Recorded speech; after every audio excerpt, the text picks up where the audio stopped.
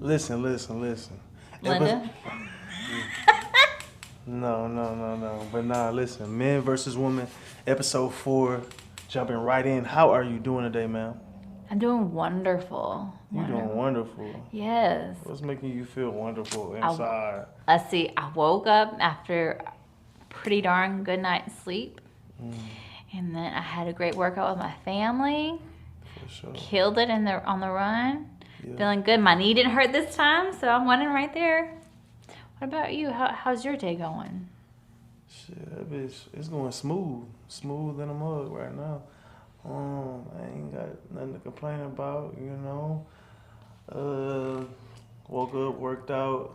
I'm good. So let me ask you a question. What's up? How do you keep our marriage spicy?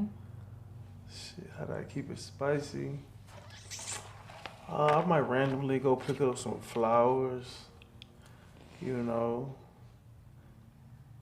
Keeping myself in shape. You know what I'm saying? Keeping a good bald head. You gotta keep it shaved. I don't like you to see how do I keep it spicy? I really try to, another thing to keep it spicy is for me to stay trying to elevate myself. You know what I'm saying? Try to expand myself and elevate myself to where you gotta get to know me, to know me again every couple years, because I'm developing and progressing. So that keeps it. You don't want nobody to get stagnant and you get bored. You know what I'm saying? I got you. Sometimes I might take a mint and then blow on your clitoris with the mint on my. Oh God. No, I'm just playing. But I just like to, maybe some gifts, and just keep elevating myself to where you like, dang, you trying to just always learn what I'm doing, always see what I'm doing. You know what I mean? What about you? What you got to keep it spicy? So I think how I'm working on keeping our marriage spicy is becoming more involved in things that you enjoy. So you trying to just fake it till you make it, No, or you really? And I'm actually enjoying like doing the podcast, our Instagram page. You know, I am enjoying that stuff. Things that I normally wouldn't. I was like, well, let me try this, and lo and behold, I'm like, oh, Sean got something going on right there. So I think that's one thing you have to kind of be genuinely interested in your partner's interests as well. And keeping myself up, that's always a positive. You want you want to look at something nice, and I would like to be something nice to look at. And I feel it though. yeah, oh, that's good. But yeah, so that's how I feel like I'm keeping it spicy in our marriage. I respect that. So let me ask you just a random. Would you rather lose a limb or lose all your money? Okay, like a limb, as in like my whole leg and my whole arm, or like a digit, like a finger. A foot or a hand, or would you rather lose all your money and your job? And to where it's nothing that you can't go get another job, but you lose your whole savings and you lose your job you're at right now. Oh man, that's a. You know what? I'm gonna say lose my job.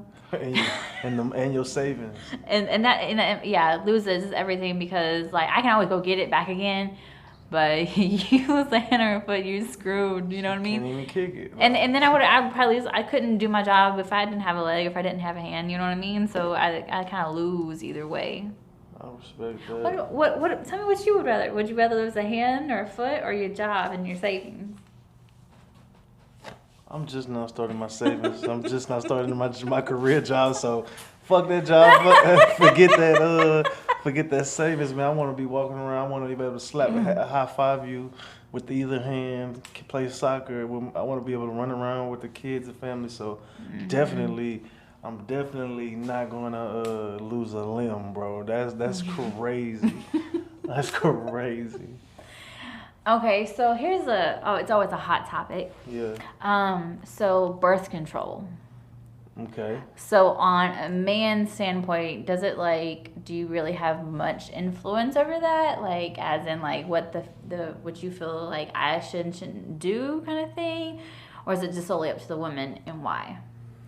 Like for me, my personal outlook on that question, like I don't really care, cause it's up to me to pull out anyway. I still need to pull out with or without the birth control, with or without a condom. I'm still gonna be pulling out, but I don't really think I have that much say over what kind of birth control you do. Like I know, I really didn't. After you told me like you were how the other stuff made you feel different, like you didn't like how the way it made you feel. I was like, I don't want you to do it, but at the end of the day, it's your call. Like I feel like it's the woman's call with the birth control. It's like fellas, you got to make sure you doing what you need to do. Like if you really don't trust her 100% that she's really on birth control, you need to pull out and wear a condom, or wear a condom and pull out. You know what I'm saying? At the same time, but that's like. That's how I feel. Like, what would you like? What's your viewpoint on that? Do you think the man has much say so with over your decision with birth control? I think he has some say so, but the ultimate decision is on the female. Because like I've done the pill, which is cool, and I didn't really have any issues with it when I was younger. And I don't have issues with it now, but I'm still breastfeeding, so like. For me, I would have to take like the mini pill so it doesn't drop down my supply. And the mini pill, you literally have a 3-hour window. You have to take it in every single day. And with having a newborn and working and just like living life, I mean, that's the reason why I chose to do the IUD. But I ended up getting an infection with the IUD. And I've never had any issues with that area ever. So I was like, screw that. So like that's why I didn't want the IUD. And also, I was watching a thing on Netflix about, I think it's like Sex Explained, I think that's what it was called. And so they have male birth control that they're trying to get like into. So like they have like a pill. It hasn't. I don't think it's been like FDA approved yet, but like they're doing trials. So they have a pill that a man can take, and they also have an injection that they inject it into your I can't remember what the damn tube is called. Whatever the tube is where the sperm comes out, they inject it. It kind of blocks that.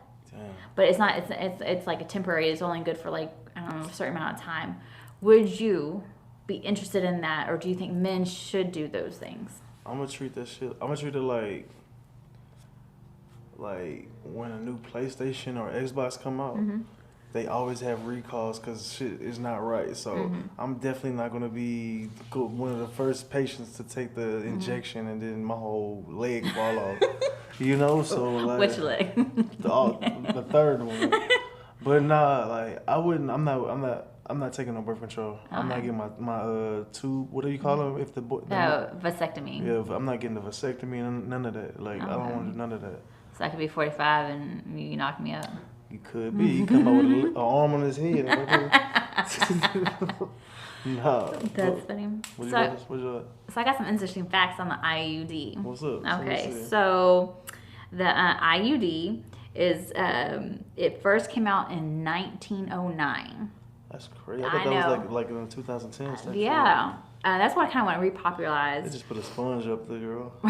They do have a sponge too. That's crazy. For real. So, Dr. Richard of Poland, he basically did put a uterine ring up there, and that caused irritation and didn't allow the sperm to implant. So that's kind of like one of the basics of the IUD. Yeah.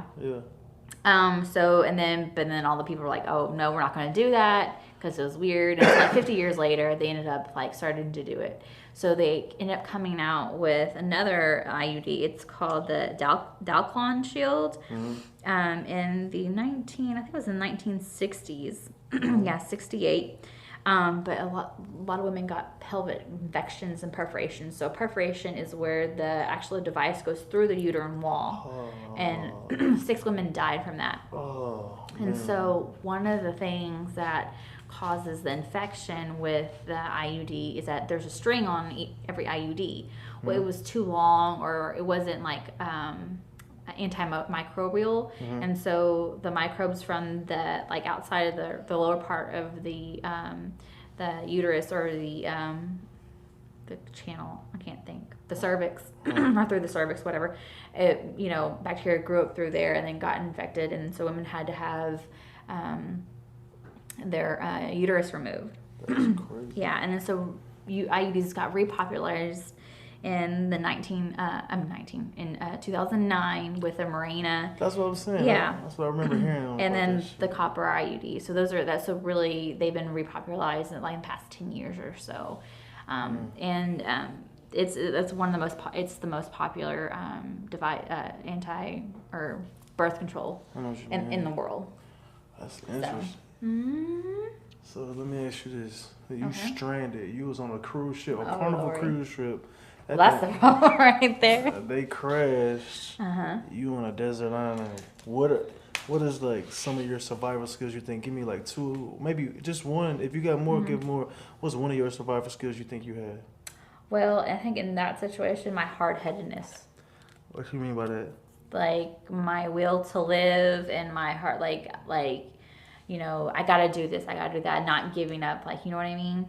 Because like I grew up, you know, hunting and fishing and camping, that kind of stuff. But you're not gonna have any of those things. So I have some. The kitchen sink might have floated off your island. Shut up. Yeah. With the kitchen sink. But yeah, I think just my hard-headedness. I think my will to live would probably be my most beneficial survival skills. So yeah, what would be your survival skills if your Carnival cruise crashed on desert island? Deserted, not desert island. My creativeness to like make something out of nothing. You know what I'm saying? Because you got to be makeshift for just about anything out there. You know what I'm saying? Yeah, because like I would be creative in how I caught food. Just, you know what I'm saying? I would say that, and just willpower. I have a lot of willpower. So if I set my mind on something, I'm gonna go do it. You know what I mean? So like, I'm gonna survive. I'm gonna find a way to survive. So I feel like I'll do it. You know what I mean? So Apple versus Android, since you've had both. Apple versus Android. I like Android better because I just like the workflow. I just like how I can have picture in picture on my phone. Like I can be doing something and still have like my YouTube going and still see the video in the bottom left corner or whatever, and still be searching for something on Google. I just like the flow of Android better than Apple. I feel like Apple is like too restricted with how they. I just think it's too restricted, bro. You can't even download an illegal song on your Apple phone. Everything that comes through iTunes, not even illegal. Like if I want to just download a clip or something just to use somehow, it's like I gotta go through. I can't do it on Apple, but I can do it on Android easily. You can use Apple with Apple, and that's it. Yeah, I just don't fuck with Apple. I like the pen that I get with the I got a Note right now, a Samsung Note. I like that. I like writing. You know what I mean, on my phone. I just love all that. So if you had to pick Apple versus Android, what you going with? Well, so I'm Apple right now, and I really like. Okay, this. So let me add this. Hold on, not to cut you off, but let me add this. I really like the Apple's new cameras though. They camera going off, and they speaker on their phone going crazy right now. I will say that, even though I like Android shit too, with Apple shit, they step their camera and they speaker on their phone up. What you was saying? So this is my second Apple that I've ever had, and I went to the Apple store to get me a new phone. Yeah. And like basically, I didn't have to do anything. I just, they just put my phone on top of the other, and just everything kind of just transferred to the new phone, which I thought was really awesome, because you sign into iCloud or whatever it's called. Yeah. And I do like, because I have a Mac, that all my pictures on my cloud I can pull up on my desktop? My desktop at home, which is nice. And I think you probably still do that with your like Google, what is it called? Oh no, what is called? But I know what you're saying. But it's similar to the cloud. I think you can do that. I just feel, I don't know, I just kind of like it better. But I was Android for the longest time because it was like, only quote unquote bougie people have iPhone, and I'm not necessarily a bougie person. I know what you mean. That's what they try to do, but I feel it. So like, you've been in the kitchen lately a lot. You need to tell the listener one of them recipes that you got. You got a recipe off the head? Let me get my Pinterest because I'm a Pinterest crazy person. I think probably my most successful meal here of late would have to be the falafel. The falafel. The falafel. So explain to the listener what a falafel, a basic falafel is, what it's made out of. You know what I'm saying? What origin did it come from, like of culture? So I believe it's like Mediterranean, from the Mediterranean area region. So it's made from chickpeas basically, and you put like lots of seasoning and stuff like that, and you just put it all in a food processor. Like the recipe that I have has cilantro and parsley, little bit of not cilantro, but cumin, salt and pepper, and you basically you pulverize it all together. You patty it out, and then you can fry it, makes it extra crispy. But I found that putting it in the oven just makes everything hold together better. So how long you keep it in the oven? What degrees you be putting it on? I put it on 350, and it's about 30 to 45 minutes, and then I flip it on the other side and let the side sitting up kind of toast, so it can be kind of crunchy on both sides. So, but yeah, because you can put some avocado on there, and it's a good. Chickpea has a ton of protein, and being vegan, they were saying, where do you get your protein from? But then I had like 1 cup of chickpeas, I think it's like 20 grams of protein. Yeah. Well, for my weight and my age and everything, I think I need like 75 grams of protein. Well, just, I have 2 little patties, which is each patty I have is like it's a quarter cup. So 2 patties is, 20 grams. Okay. So, I mean, it's really, really, really good. What about you? Because you been putting it down. I got one for you, but like just to add to the chickpea, to the falafel, they say it's a representative of the Israeli food. You know what I'm saying? Okay. It was in the predominantly in the Middle East. You know what I mean? Yeah. So Israeli food, but if I had to, my recipe, I ain't gonna lie. The last 10 days, I probably cooked 4 pizzas. So I get it like just a crust from, the local HEB or your local store or whatever. Get you some sauce, whether you know what I'm saying, get you some sauce and spread the sauce on there. And then this is a little key though. You gotta season the pizza sauce. So I season the pizza sauce with sea salt, garlic, and some black pepper. Okay, and then I got vegan cheese and avocado. I slice up the avocado, put the avocado on top of. I put the nutritional yeast on top of the sauce. Okay, that's a vegan thing to help you get some more protein. It's like a cheesy taste. And a lot of vitamin B12 because we're all deficient in B12. Yeah, like gotta get the B12, super complex, yeah, them B vitamins, whatever. And then chop up the avocado, put the avocado in there. Then I get some vegan cheese made from whatever it's made from. I need to do more research on that, but you can make your own cheese from cashews or just about anything. But I got the vegan cheese from HEB as well. Sprinkle that on top of the avocado. Then I get a red onion, chop that up, sprinkle that on there. Okay, and then I give them some chickpeas, and I sprinkle the chickpeas on there. That's kind of like what you can consider the ground meat, if you want to say. But I just like the chickpeas on there. I could do red onion. Oh, and then after that, I chop up some spinach and put it on top of the pizza. So, and I put it in the oven on 400 for I like my stuff crispy, crunchy, every bite crispy and crunchy. And so I put in there for like 20, 30 minutes. It just depends on how you like your pizza, but that pizza been hidden. And I still have been losing weight this week as well by eating the pizza. So that's crazy to me, you know what I mean? So I'm still losing weight, but I feel like I'm eating bad. So it's like the best of both worlds for me, you know what I mean? Yeah. Like, so shit, just to round off this little episode, not a little episode, to round off this episode, I need you to do me a favor. What's that? Can you give me a quote of the day, and I'll do the same. I got a really crazy quote for you. Okay. So this is from Aristotle. Okay. Look at me. We are what we repeatedly do. So if you are consistent with doing something, you are that. So like if you be eating bad, if you're not be taking care of yourself, well then your body, your mind is going to reflect that.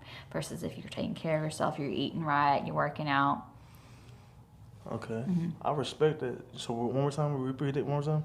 We are what we repeatedly do. We are what we repeatedly do. That's real talk. Ain't no in between. You know what I'm saying? You can't say you one thing and not do it. What you got? All right. Let me see. All right. I got one. You cannot control everything that happens to you. You can only control the way you respond to what happens. In your response is your power. And I feel like That's powerful. It has nobody. I don't know who quoted that. Man, I don't know who said that, but I just found it online. But like for me, like it took me like almost to the age I am right now. So I've been reading this book called Anxious for Nothing, and it basically says like when you feel in control of your life, that the anxiety goes down. So when you feel out of control, your anxiety goes up. So just me knowing that, and then in combination with the quote, it's just like you can't control the obstacles that are set in front of you. Sometimes they just come how they come, but you can't control what's inside of you. So that's the main thing. If you can master controlling yourself, you know what I'm saying, you can control anything else. Because if you can control yourself, everything else is not that hard. Because I feel like you can be your own worst enemy or your best ally. There's no in between. So that's real. Real talk. So like that's my quote of the day. You know what I'm saying? I got one more thing for you. What you got? I got a fact of the day. Do you got a fact of the day? No, I do not. Well, I got my fact was kind of the IUD information, but try to look up a fact of the day right now on your phone while I give you this little story. Okay, so the fact of the day for me: the beloved mayor of Cormant, a small township in Minnesota, retired this past summer after 4 consecutive terms in office. As much as he loved civil service, he was getting too old for the job. He was 91. Dang. If you put it in dog years, in fact, Duke, the big shaggy, great, it was a big dog that's been the mayor the last 4 years of this town. He was first elected in 2014 and continued to win yearly elections until announcing his retirement in 2018. So this story's from 2018. Duke plans to write a book about his legacy of being a very good boy. That's what it says. So a dog has been the mayor of a town in Minnesota for 4 straight years. That's crazy. Damn. But shit, he probably was doing this. I know he was loyal. Damn, that's crazy. And honest, you know what I mean? But that's my little fact of the day. Did you find one on your Google search? Okay. So there is a technical name for the fear of long words. It's called. Hold on. I don't know if I can get all this. Hippopotamonstrosepquipedalophobia. What? So It has to be like 30 letters long. That's crazy. But see how messed up that is. They afraid of long words, and the name of their phobia is a long word. That's crazy. I wonder if that helps them get over the long words. That's deep. Or just somebody's really fucked up. Yeah, they was just messing with them. That's messed up. That's crazy. Okay, and then here's another funny one. Let me get it. Hunting unicorns is legal in Michigan. Is it? So they talking about rhinos. I seen a little post on Instagram that we've been having unicorns the whole time, and they just rhinos. A rhino is a unicorn. They are going extinct though. That's for real. No, that's funny as hell. But listen, this was a great episode 4 of Men vs. Women podcast. All right, so y'all be safe. Over and out. Over and out.